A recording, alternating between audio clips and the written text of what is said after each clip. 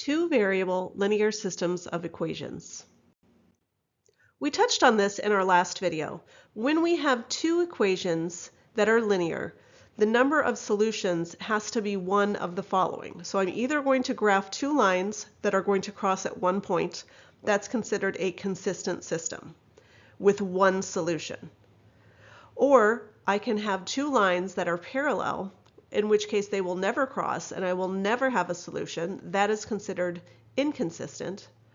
Or I can graph the lines and they are both the exact same line. So it looks like I've only graphed one line. That's considered consistent as well. And the number of solutions is infinite because at every point along this line, there is a solution. There are three ways that we can solve a system of equations. One of those ways is by graphing, but in this class we're only going to use graphing as a check. I want you to notice I've got three different systems here, but each of the three systems includes this first equation, x minus y equals 2, just to make things easy. So for my first system, I can see that I have one real solution, and that is 0, -2. So keep that in mind because we're going to be solving these by substitution and elimination as well, and these answers should match up. So 0, -2. For my second system, I can see that I have two parallel lines. That's an inconsistent system because we're never going to have a situation where those two lines cross. And for my third system of equations, I have the same line twice. So we can see that that line stayed right where it was and changed colors because I now added another line on top of it. This is considered a consistent system with infinitely many solutions. Let's take a look at those same three systems now using elimination. So in elimination, what you want is you need to have your equations in the same form. So notice these are in the same form, both in standard form. In my second two examples, I have one in standard form and one in slope-intercept, and that's not going to do. So we're going to have to do some manipulation there. So for my first example, what I want is I want the same coefficient opposite sign so that I can add these equations together and one variable will eliminate. So I'm going to choose to make this -x, +y, and -2. And in doing so, I get -1x plus 5x is 4x, +y and -y eliminate, and -2 and +2 gives me 0. Divide by 4 to get x is 0. And then to find the y value, I use either of the original equations. So I'm going to use x minus y equals 2, 0 minus y equals 2. Obviously that means -y, so +y equals -2. So 0, -2 is my solution, and that checks out with what we found graphically. Let's look at the next system. We can see that I don't have the same form, so I'm just going to rewrite this as x minus y equals 2, and I'm going to rewrite the other as -x by subtracting x from each side, plus y equals 4. Now when I do that, x and -x cancel, and -y and y cancel, and I end up with 0 equals 6. So when I end up with 0 equals 6, this is false. When you have something that is false, you're going to have no solution. You're going to have parallel lines or an inconsistent system.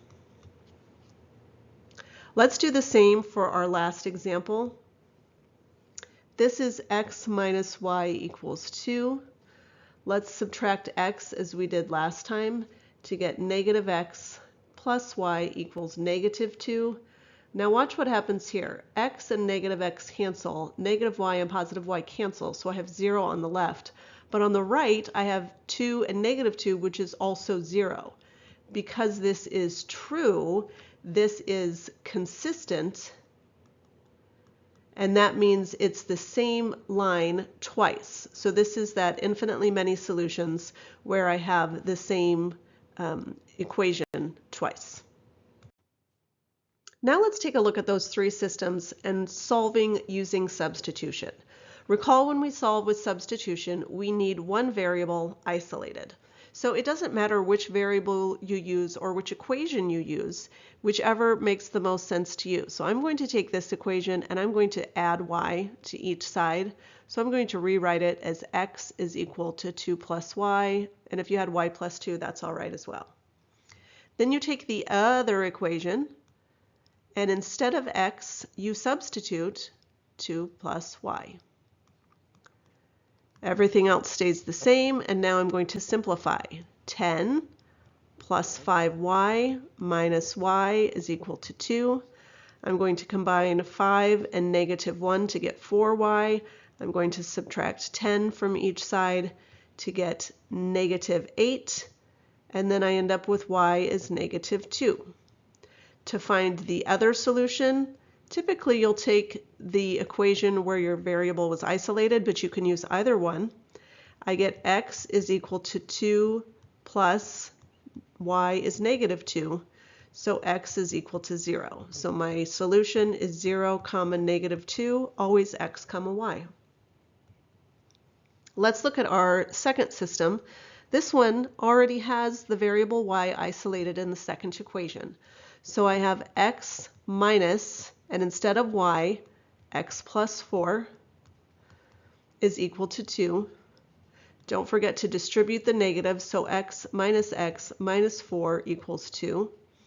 X minus x is 0, so I really just have negative 4 equals 2. That's not true, it's false, therefore that's the inconsistent system with no solution. And for our final example, again, we already have y isolated in the second equation, so instead of y, I'm going to write x minus 2. Everything else stays the same in that first equation. That gives me x minus x plus 2 equals 2. X minus x again cancels. That gives me 2 equals 2, which is true. When it's true, we have a consistent system, and in this case, infinitely many solutions. We're going to finish with an application involving headwinds. So before we read the question and talk about it, we need to understand headwinds. If I have a plane and it's flying with the wind at its back, the plane is going to go faster. That would be R1 plus R2, the speed of the plane with the wind. The wind is helping the plane go faster. If the plane is flying into the wind, the plane's going to have to work harder to maintain its speed. So we're going to have to subtract the speed of the wind from the speed of the plane because it's going to go slower or have to fly faster to maintain its speed. So let's take a look at this question. We have an airplane flying into a headwind that travels 2,000 miles, so this gives me a distance between Tallahassee, Florida and Los Angeles, California, and on the way with the headwind, 4 hours and 24 minutes. Headwind means the wind is working against the plane. On the return flight, the airplane travels the distance in 4 hours. So with the wind, 4 hours. So how am I going to work this out? Well, I'm going to use distance equals rate times time. For the way there, again, this was the 2, and this was the return flight. And we know that the first equation is going to be 2,000 for distance, rate is going to be R1 minus R2, and then time 4 and 24/60ths. So you kind of figure out how you want to do that. Don't put 4.24, but 24/60ths means 24 minutes out of the 60 minutes that's in an hour. On the return flight, we now have that wind helping us, R1 plus R2. And so that is the rate, and the time is shorter because the wind is helping us. So you're going to algebraically manipulate this so that you don't have any crazy fractions or anything like that. So obviously for 24 over 60, I could say that's the same as 4 over 10 or the same as 2 over 5. So this is 4.4 if you were writing it as a decimal, and it's okay to use the decimals. It just makes it easier if you have nice whole numbers. So here are my two equations. I didn't show all of that work on how to manipulate. I assume that you're going to be able to do that on your own. Here's my two equations. I'm now going to use elimination. To use elimination, remember I need the same number opposite sign. So I need some 11s. So I'm going to multiply everything in that second equation by 11. And then I'm just going to add those two equations together. So if I add the R1s, I get 22 R1, but the R2 values will cancel. And 5,000 plus 5,500 gives me 10,500. I divide by 22, I get about 477.27 miles per hour. That represents the speed of the airplane. The speed of the wind would be using any of the equations that I've created. I'm going to use R1 plus R2 equals 500, which was this equation before I multiplied by 11, and then subtract to find 23.73 miles per hour.